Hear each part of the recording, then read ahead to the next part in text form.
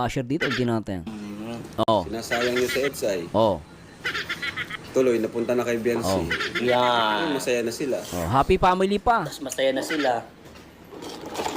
Happy Huwag family. niyo kasing Oh, 'di ba? Happy family, sabi pa ni Vincent Calyada. Kasi doon na papunta 'yun eh. Happy family. Minihintay lang eh.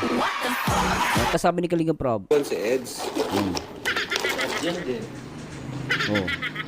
Tapos, Si Arjun sanay na mag-isa yan eh. oy, Si Biancy lang ang tanging umiintindi kay Edu. oh.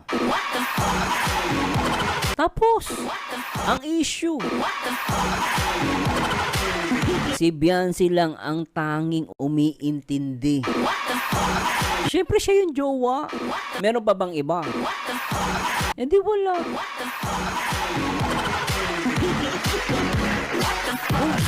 Oh, kung may natatanging umiintindi, meron namang iniwan si Papa Eds.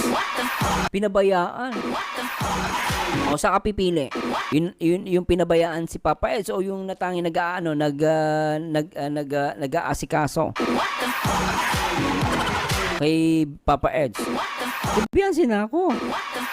Maganda na, mabait pa. Di pa nang iiwan. Diba guys, ano?